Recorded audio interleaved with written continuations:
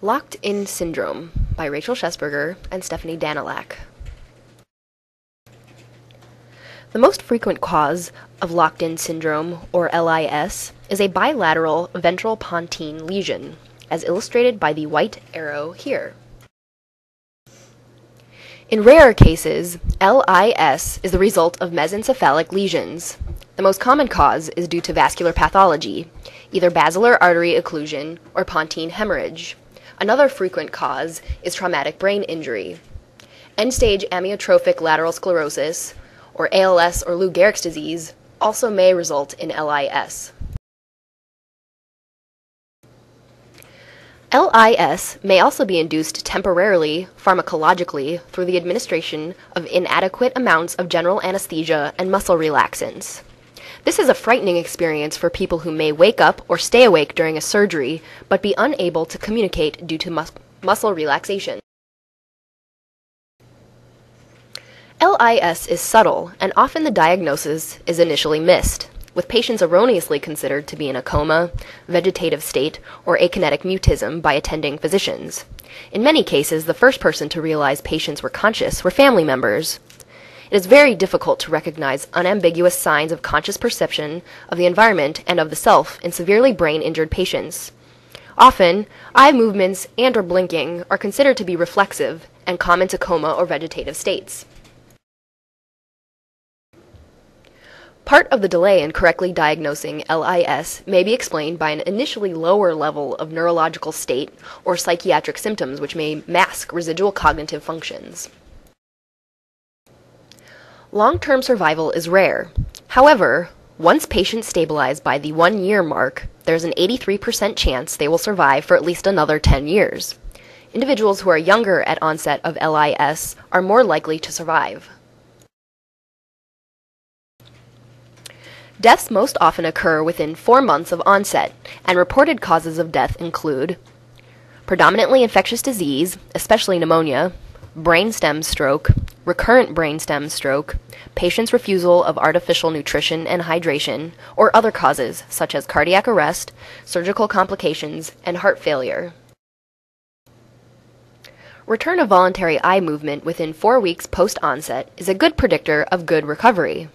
Many patients recover some distal control of fingers and toes. Recovery of movement occurs in a distal to proximal progression with striking axial hypotonia, or floppiness. Early rehabilitative care improves the functional outcome and reduces the mortality rate of LIS patients. Many patients are able to return home and lead relatively normal, involved lives. There is a moderate to significant recovery of head movement. Many patients recover small movement in one of the upper limbs as well as the lower limbs. Around half of patients recover some speech production capabilities, and nearly all are able to vocalize unintelligible sounds. Motivation on the part of the patient is necessary to be able to communicate, both emit and receive. First contact is usually made through a code using eye movements or blinking. For example, look up or blink twice for yes, and look straight ahead or blink once for no. The most frequently used code is an alphabetical system, sorted in function by appearance rate in normal language. An assistant will read through this list of letters, and the LIS patient will blink at the desired letter. With practice, this becomes faster, and the interlocutor may be able to guess at the phrase or sentence before completion. The system obviously requires great ability on the part of the patients, as they must be able to premeditate what they wish to say and keep track of it as they spell it out, letter by letter. Does this show consciousness on the part of a locked-in syndrome patient? Many systems require the assistance of another person. However, recent technological advances in informatics allow for patients to actively communicate on their own. Brain-computer interfaces, BCIs or thought translation devices, use infrared eye movement sensors coupled to on-screen virtual keyboards to allow patients to choose letters and spell out communication or access the internet. In other systems, patients may modulate their salivary pH or electroencephalographic or EEG waves. Within 6 months of onset, patients show significant reduction in speed of processing, moderate impairment of perceptual organization and executive skills, mild difficulties with attention, concentration, and new skill learning of verbal information. There's no significant cognitive impairment when tested 1 year or more after onset of LIS. There's progressive improvement in most areas of cognitive functioning until over 2 years after stroke. The standard battery of neuropsychological testing includes tests of sustained and selective attention, working and episodic memory, executive functioning, phonological and lexicosemantic processing, and vocabulary knowledge. LIS patients are not significantly different from age-matched healthy controls in their cognitive functioning. In EEG recording, patients show normal or minimally slowed reactivity to external stimuli. Some patients exhibit alpha coma, an unreactive alpha rhythm to multimodal stimuli. Lack of alpha reactivity is not a reliable indicator of unconsciousness and cannot be used to distinguish LIS patients from comatose patients. A relatively normal EEG pattern in a patient that appears to be unconscious should signify the possibility of LIS. PET scans show significantly higher metabolic rates in the brains of LIS patients compared to vegetative patients. This corresponds to the compensatory theory of brain activity. Greater global activation occurs when the brain recruits additional cortical areas to perform at nearly normal levels, even when damaged or aging. Significant hyperactivity in bilateral amygdala was observed in acute but not chronic LIS.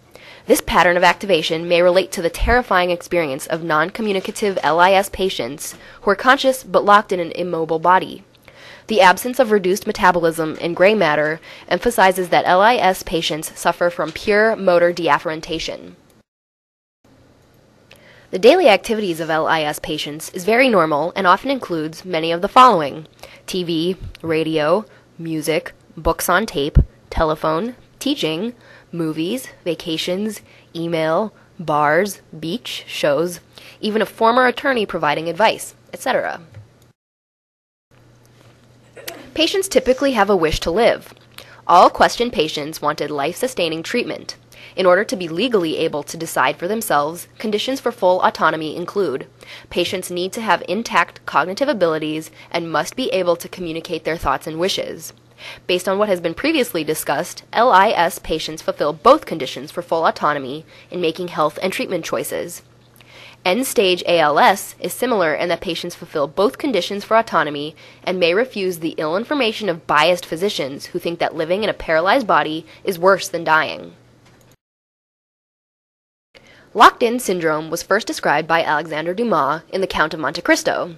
The character Monsieur Notre de Villefort is described as a corpse with living eyes. LIS is also described by Émile Zola in his novel Thérèse Raquin. Stephen Hawking is an example of a person suffering from ALS able to lead a productive life. Jean-Dominique Bauby was the editor of Elle and the author of The Diving Bell and the Butterfly, written after he suffered a brainstem stroke. Ponder this in your quest for consciousness.